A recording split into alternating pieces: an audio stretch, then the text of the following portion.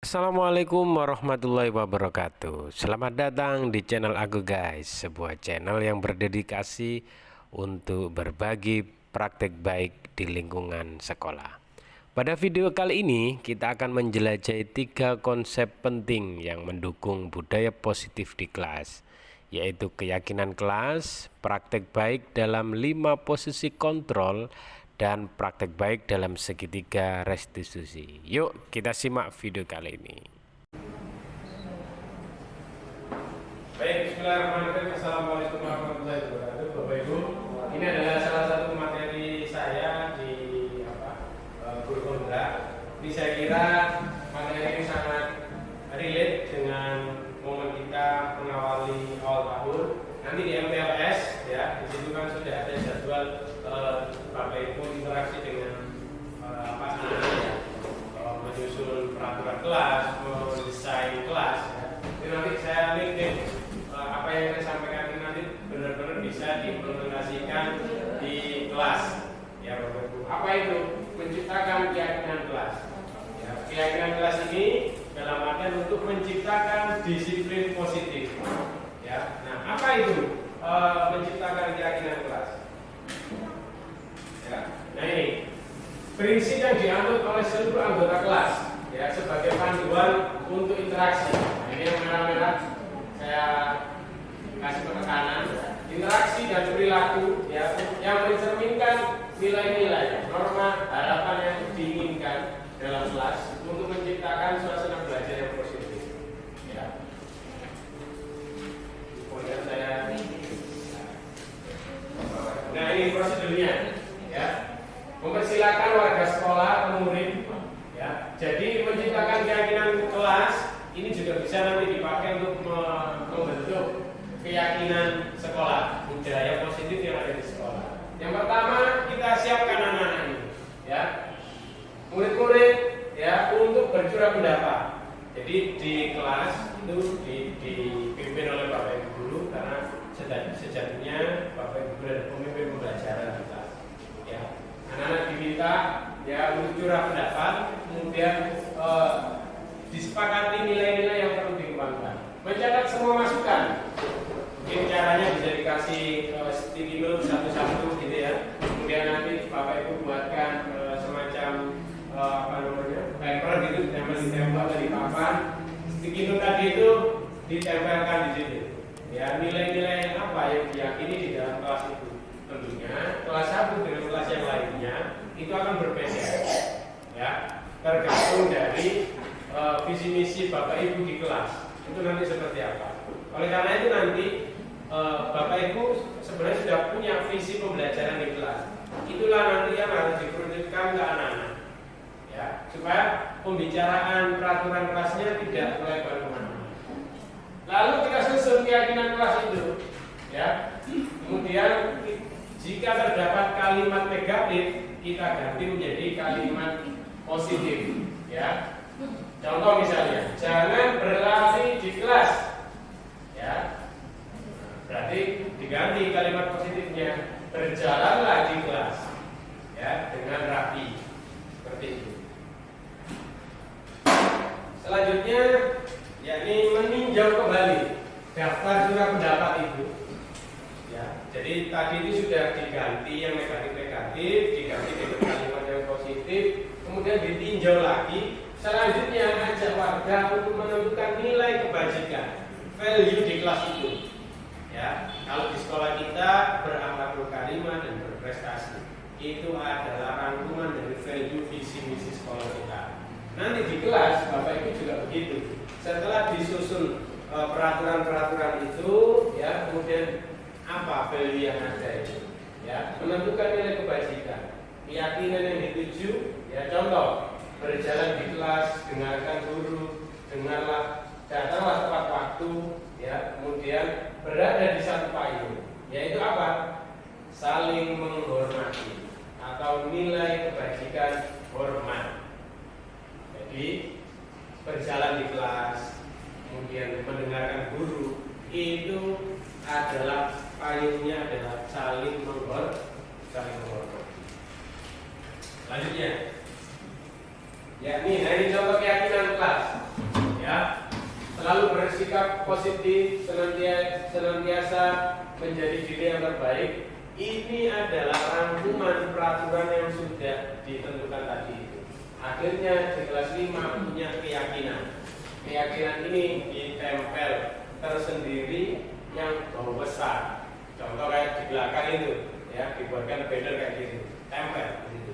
Keyakinan kelas 5, keyakinan kelas 3, keyakinan kelas 4. Silakan nanti masalah cetak bisa menghubungi saya, ya, nanti kita kolektif untuk kita cetak bersama-sama. Disusun itu nanti, ya. Nah, ini nanti saya lombakan Bapak Ibu. Ya, saya lombakan, nanti ada hadiah dari saya secara pribadi nanti, ya. Pembentukan keyakinan kelas, ya. Jadi nanti masing-masing dari kelas 3 sampai kelas 6 buatlah keyakinan kelas. Ya, jadi keyakinan kelas itu tidak terlalu banyak dibanding dengan peraturan kelasnya tadi itu, ya. Cukup misalnya 5 atau 3 saja keyakinan kelasnya. Ya, ini contoh keyakinan kelas di kelas 5. Selalu bersikap positif, senantiasa menjadi diri yang terbaik, percaya dan menghormati orang lain serta barang miliknya, berkomitmen terhadap setiap tugas, senantiasa membantu. Ketika nanti, ya, ada anak-anak yang tidak sesuai dengan ini, maka Bapak Ibu nanti bisa melakukan restitusi. Apa itu restitusi? Setelah ini nanti kita akan jelaskan restitusi itu apa. Nah, kita akan praktek setelah ini, ya. Jadi untuk menentukan kebajikan kelas itu, Bapak Ibu bisa menggunakan tabel T. Nah, tabel T itu dibagi dua, sisi kanan itu yang tampak seperti apa yang diinginkan oleh Bapak Ibu. Tabel kiri itu yang tidak diinginkan. Ya, misalnya yang diinginkan itu adalah anak-anak ketika makan duduk anteng. Nah, di sebelah kirinya adalah ketika makan sambil ngobrol. Nah, ketika nanti di sisi kiri ini tidak sesuai di sisi kanan, Bapak Ibu bisa melakukan posisi kontrol. Apa itu posisi kontrol? Di slide selanjutnya sudah saya jelaskan. Ya, sehingga ini nanti ada garis T. Ya, ada juga tabel Y. Ya, terlihat. Nah, terlihat itu berarti yang bisa dilihat itu perilaku anak-anak itu seperti apa, yang baik-baik gitu. Kemudian yang didengar, ya, kemudian berperilaku. Lalu yang terakhir adalah mengidentifikasi tugas saya sebagai guru dan tugas saya yang bukan tugas guru. Di sini ada tugas saya dan tugas kamu. Ya, jadi tugas guru itu apa? Yang bukan tugas guru apa? Tugas murid itu apa? Yang bukan tugas murid itu apa? Ini nanti kita akan praktek. Masing-masing kelas nanti saya bagi tidak sama, ya, tidak sama prakteknya. Nanti ada yang membuat tabel T, ada yang membuat tabel Y, ada yang membuat tugas saya dan tugas kamu. Ya. Nah, kebetulan di sini sudah disediakan kertas. Nah, ini contoh tabel T.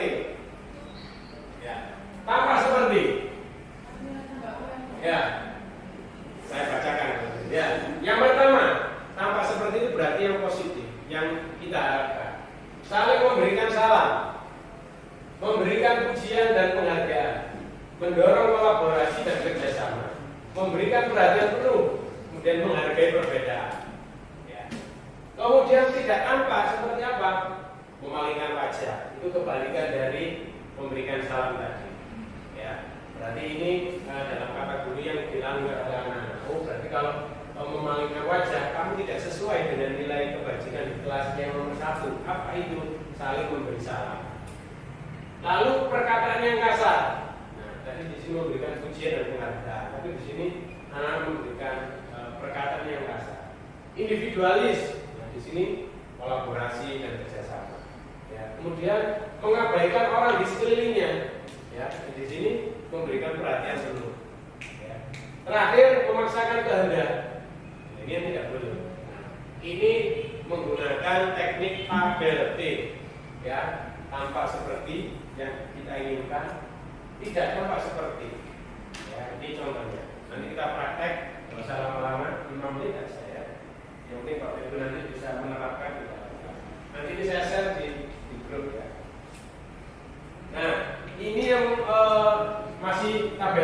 ya dengan nilai.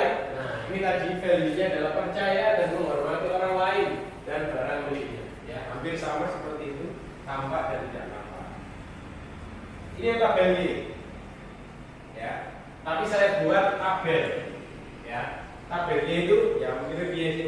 Ya, yang atas ini apa? Yang ini didengar, yang di sini itu perbuatannya apa sama yang ini dilakukan. Nah ini, yang ini didengar, nanti kita pilih yang didengar itu apa? Perkataan yang positif kan ini. Sudahkah kamu memeriksa tugas dari Pak Guru? Ya. Nah ini juga termasuk dari kita yang guru. Tugas ini cukup menantang. Apakah kamu butuh bantuan? Padahal ini biasanya ngomongnya tugasnya panjang lagi. Tapi kan kita ngomongnya halus ya. Kemudian terima kasih atas bantuanmu. Sekarang saya mengerti cara menyelesaikan tugas ini. Nah ini misalnya ada teman-teman itu akan mengucapkan yang ingin dilihat murid-murid fokus pada tugas mereka tanpa distraksi ya, oleh dilihat. Murid-murid menggunakan alat tulis dan sumber daya yang diperlukan untuk menyelesaikan tugas ya. Murid-murid terorganisir dalam mengatur waktu, langkah-langkah untuk menyelesaikan tugas ya. Nah ini yang ingin dilakukan ya, mengingatkan dan memberikan arahan kepada murid-murid untuk menyelesaikan tugas mereka. Jadi intinya ingin didengar, ingin dilihat dan dilakukan. Ya, ini seperti apa? Ya, nanti silakan Bapak Ibu bisa membuat file itu, mau pakai yang versi APT, APD, atau tugasku dan tugas kamu. Ya. Nah, tugas saya dan tugas kamu. Ini tugas guru. Satu, menyampaikan materi, menjelaskan konsep, memberikan umpan balik, mengatur suasana kelas, menjadi teman belajar yang baik dan berbagi muridnya. Ini yang tugas murid, ya, mendengarkan dengan aktif dan memperhatikan, mempelajari materi secara mandiri, menyelesaikan tugas, menerima umpan balik, menjaga kedisiplinan. Ini tugas guru dan tugas murid. Ini yang bukan tugas saya. Jadi ini ada 4. Nah, bukan tugas saya, juga bukan tugas kamu. Contoh, bukan tugasnya guru mengerjakan tugas murid. Ya. Membawakan tas murid. Ya, nggak mandiri jadi boleh membantu ya. Tapi kalau sampai membawa dari lobby sampai ke kelas, kan tidak akan. Menghukum murid, ya, memberikan tugas berlebih. Nah, kita sudah bersepakat tidak ada PR. Maka sistemnya adalah belajar tuntas ya. Nggak selesai hari ini, lanjutkan pertemuan berikutnya ya, jangan sampai oke anak-anak pelajarannya hari ini belum selesai ya, silakan dilanjutkan di rumah. Nah, kita pun kalau dikasih tugas rumah kan juga males loh, nah, apalagi anak kita kan gitu. Oleh karena itu tidak ada PR. Kalau betul-betul kita fokus pada belajar tuntas, bukan tugas murid mengeluh dan menyerah pada keadaan. Disampaikan ke anak. Membuat orang di kelas, membayar uang sekolah. Ini tugasnya orang tua ini, membayar SPP ya. Membuat administrasi pembelajaran. Itu tugasnya guru, bukan tugas guru. Nah ini, untuk melaksanakan itu tadi kita perlu yang namanya posisi kontrol. Ya, kan sudah ditentukan nih. Nah, kita harus punya posisi kontrol. Ada 5 posisi kontrol. Kita simak video. Ya.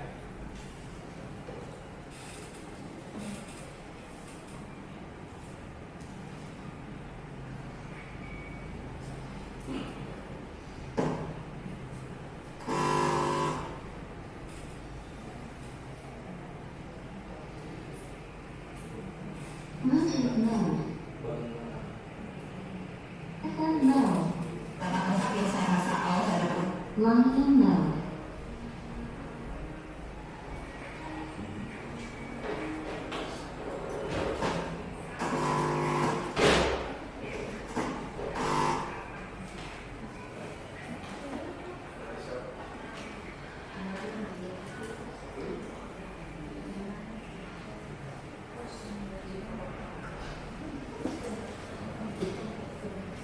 Bluetooth mode. FM mode. Line in mode.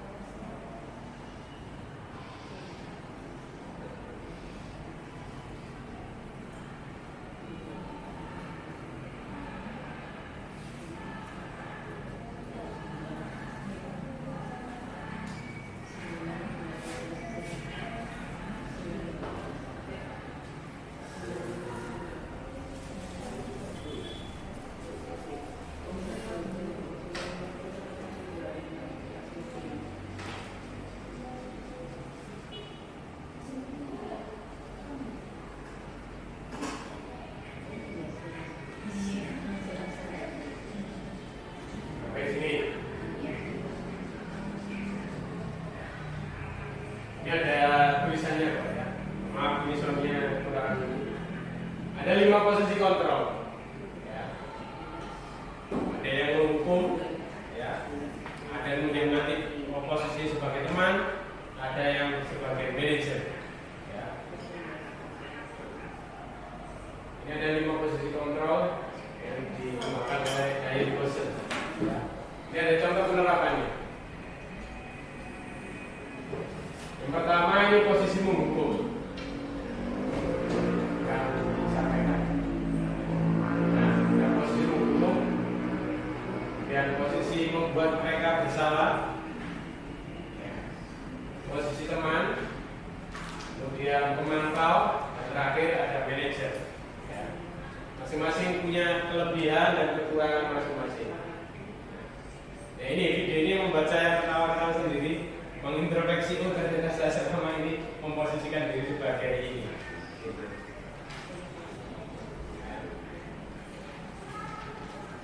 Nah, ini posisi menghukum. Ini ada contoh orang yang terlambat. Nah.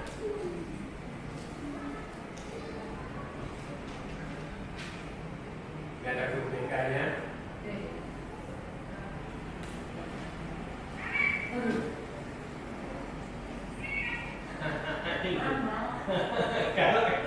Galak amat. Nah ini menghukum kan? Mana juga dulu kayak gini sih ditindas terusnya.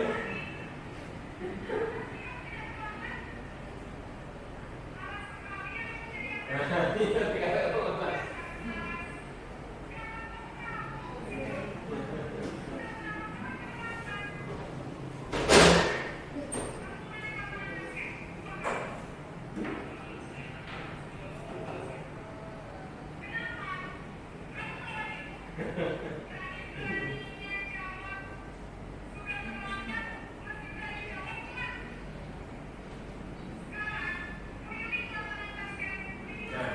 Kalau hukuman itu pasti jatuhnya tidak terkontrol, ya, tidak terkonsep.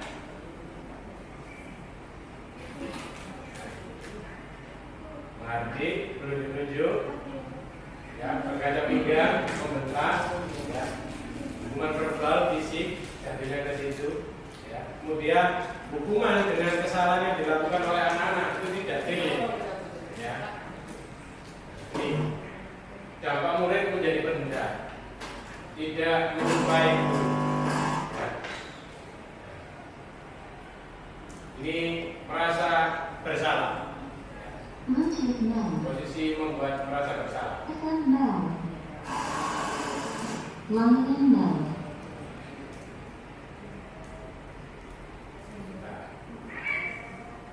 Sedang.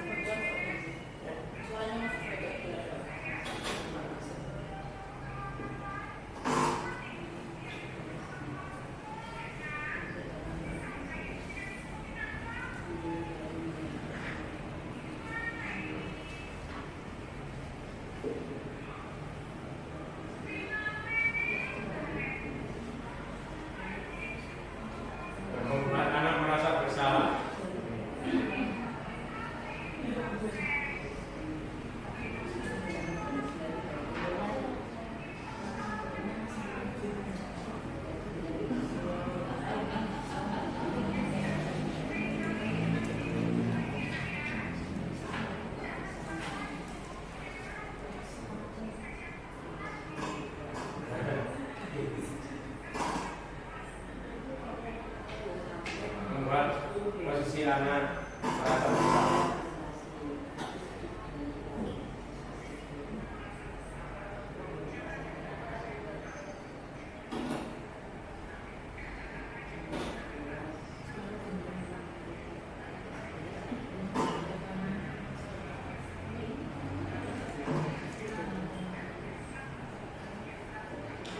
Suara lembut tapi menusuk ya. Murid merasa bersalah, rendah diri dan menarik diri dari guru.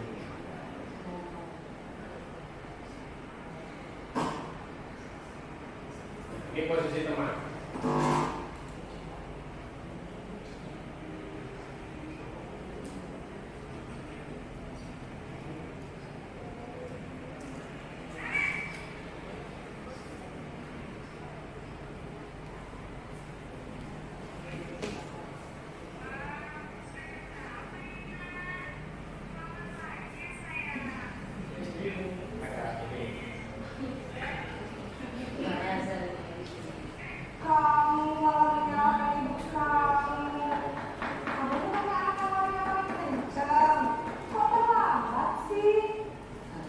Iya Bu, saya memang banget bangun tadi.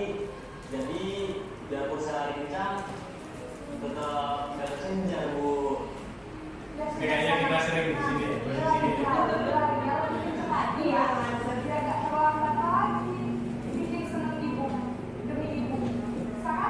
Bisa Bu. Ya sudah, sekarang masuk kelas. Ibu beresin urusan absen kamu. Kamu ini ada-ada saja. Dalam posisi teman, guru berbicara dengan nada suara ramah, akrab, cenderung bersenda gurau untuk menjaga suasana tetap santai. Murid akan merasa senang, aman, dan akrab dengan guru. Identitas yang tercipta adalah identitas sukses atau berhasil. Namun, perlu diingat, karena ini masih dorongan eksternal, maka ada faktor ketergantungan dari murid kepada orang tertentu. Di sini, guru absennya, sehingga di lain waktu, murid bisa berperilaku baik, namun hanya kepada orang-orang tertentu saja. Jadi kalau dia merasa sudah bersahabat dengan Bu Agus, dia akan baik kalau di depannya Bu Agus, tapi di depannya dunia dia tidak akan baik gitu. Karena mungkin merasa dunia tidak bersahabat sama dia.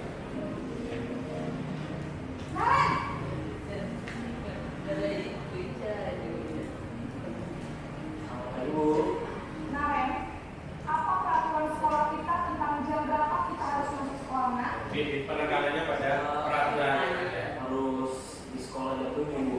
Iya betul, sekarang sudah jam 7.20. Naren sudah tahu konsekuensinya jika Jadi dia menerapkan restitusi. Bu, Ya. saya harus tinggal kelas pas jam istirahat selama 20 menit. Iya benar, konsekuensinya demikian. Jadi nanti jam 9.30 pas istirahat. Jadi dia terlambat, maka nanti istirahatnya dia sebagai konsekuensinya harus terambil untuk menutupi keterlambatannya. Bukan disuruh untuk keliling lapangan seperti yang berhukum tadi. Mengandalkan penghitungan atau data untuk memonitor. Ini posisi monitor, itu kita hanya mengarahkan anak-anak ke peraturannya sudah ada seperti ini. Nah, kenapa kamu melakukan seperti ini? Lalu konsekuensinya apa? Dan cenderung formal. Nah ini terakhir posisi manajer.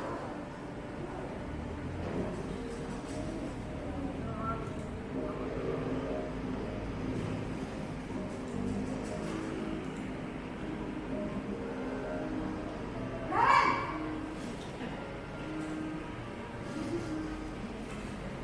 Selamat pagi Bu. selamat pagi Naren. Maaf Bu, saya terlambat. Ini internasinya dasar. Ya. Sekarang sudah jam 7.20. Jadi sekarang bagaimana ini Naren? Maaf Bu, saya lupa salah saya semalam. Ini diserahkan ke muridnya sendiri. Gimana solusinya? Menghargai diri sendiri dan orang lain mungkin ya Bu. Setuju. Jadi, apakah Naren meyakini prinsip Itu saling tadi pengertian tersebut? keyakinan kelas yang sudah disepakati di kelas yang masing-masing diterapkan di sini. Bersedia, Bu? Bagaimana kamu akan perbaiki masalah keterlambatan ini? Saya akan coba untuk tidak lupa mengundang alarm saya, Bu. Baik. Jadi dia sudah mulai memberikan problem solving untuk dirinya sendiri. Bisa lagi mengingatkan tidak? Ada, Bu. Kata saya, Kak Emma. Ada lagi selain Kak Emma? Selain Kak Emma, ada ibu saya. Baik. Jadi yang mengingatkan Aren adalah Kak Emma dan Ibu Kavya. Jadi terakhir menekankan pada problem solving sudah disampaikan oleh murid. Baik. Jadi Karen akan setel alarm untuk bangun besok pagi dan akan diingatkan oleh kakak dan ibu dan Naren ya. Ada lagi yang mungkin perlu dilakukan Naren agar tidak terlambat bangun lagi. Tidak ada, Bu. Baik Naren, terima kasih untuk kerjasama kamu. Sekarang kamu harus kembali ke kelas untuk belajar. Dari Bu, terima kasih. Ini memposisikan diri Posisi sebagai manajer manajer. adalah posisi kontrol. Nah, ini yang disarankan. Untuk Ya, membina paling tidak sebagai yang kontrol tadi itu, pemantau. Pemantau itu artinya Bapak Ibu membandingkan yang sudah ada di kelas, peraturannya apa, tinggal monitor aja peraturannya kelas seperti ini, kamu melakukannya tidak sesuai, apa konsekuensinya. Pertanyaan dimakan sehingga membuat murid dapat belajar dari kesalahannya. Ya, tadi memecahkan masalah itu sendiri. Untuk menyelesaikannya. Ibu dan Bapak Guru hebat, setelah mengamati adegan kelima posisi kontrol tadi, kira-kira posisi mana yang paling ideal? Posisi mana yang dapat menunjang motivasi intrinsik murid ini? Ya, tentu posisi manajer.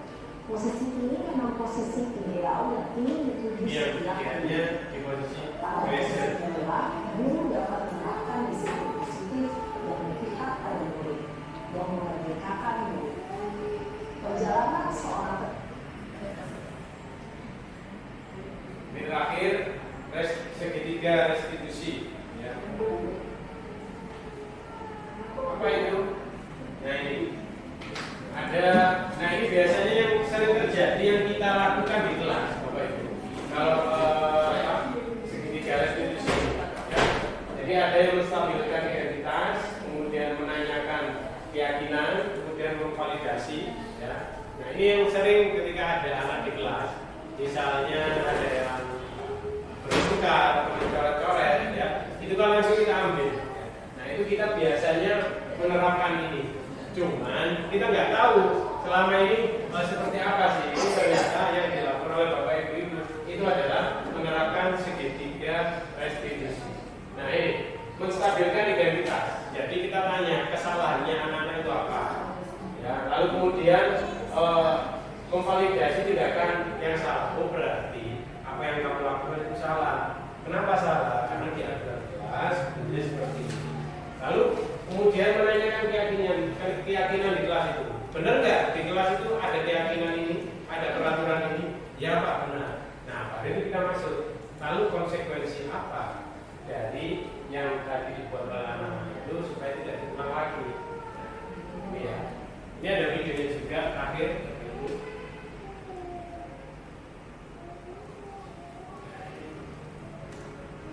Tiga restitusi. Salam dan bahagia Ibu dan Bapak Guru hebat. Pada video kali ini kita akan membahas tentang salah satu program disiplin positif yang diterapkan di lingkungan sekolah yang dikenal dengan nama restitusi.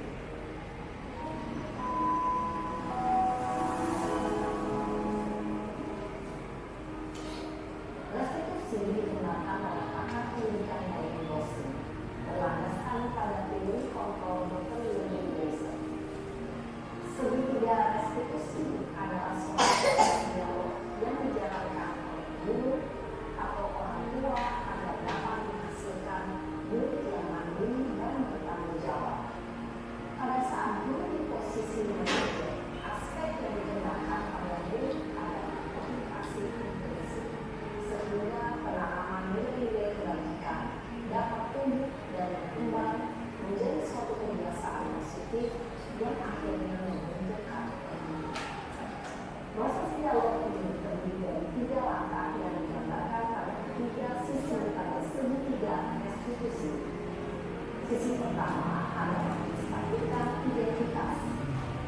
Sisi yang kedua adalah validasi tindakan yang sesuai. Dan sisi yang ketiga adalah menanyakan keyakinan. Ibu dan Bapak Ibu, berikut ini akan ditunjukkan bagaimana seorang guru berada dalam posisi manajer menggunakan penerapan segitiga restitusi.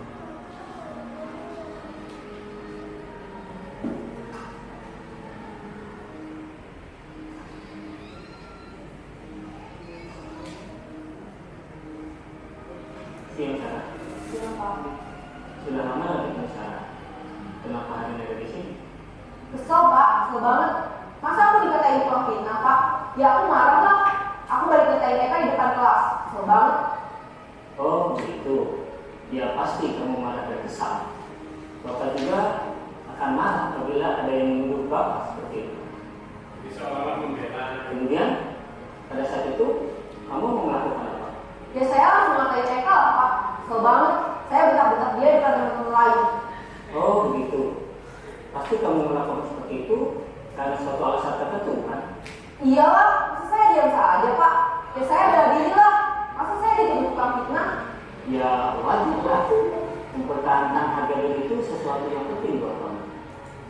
Untung kamu tidak lebih gagal lagi. Hanya membentak-bentak. Iya Pak. Untung saya masih bersabar dan hanya membentak saja. Sudah gemes padahal. Saya pasti bela diri lah. Ya pasti ya. Tapi kamu memilih untuk tetap bertahan dan bersabar. Kamu memilih untuk tidak berbuat lebih parah lagi. Iya. Nah, sekarang coba kita lihat lagi tindakan kamu yang minta-minta kita di kelas. Tindakan kamu itu kira-kira sesuai dengan keyakinan kelas atau prinsip kamu tidak? Enggak lah Pak. Capek Pak jadi pemarah. Jadi keyakinan atau prinsip mana yang kurang sesuai dengan keinginan kamu? Ya, saya sebenarnya sangat menghargai orang lain.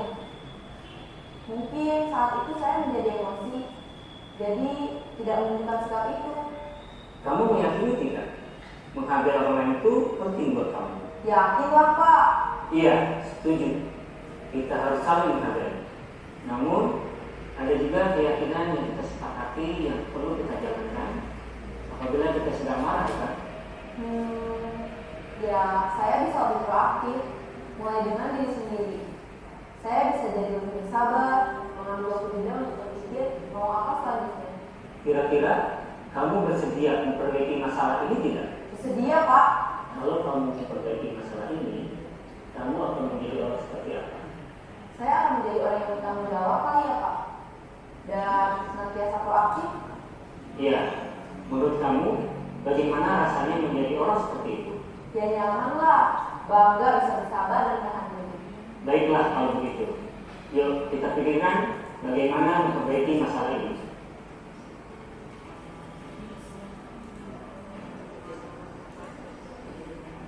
Nah, itu ya Bapak Ibu, sekedar sharing. Semoga ini bermanfaat nanti untuk membentuk keyakinan di kelasnya masing-masing. Ya, mohon saya ngajak teman-teman di kelas dibuatkan ya nanti sama anak-anak dicetakkan ya dengan bentuk banner nanti ya bisa ke saya nanti kita cetak bersama-sama dan ada penghargaan untuk teman-teman yang nanti sukses membuat keyakinan di kelasnya masing-masing. Mungkin dari saya itu selain nanti dilanjut penyampaian materi ekstra kurikuler oleh gurunya ya. Seperti apa nanti di demo tanggal 17 sampai dengan nanti tanggal 21 ya. Jadi saya sekian, mohon maaf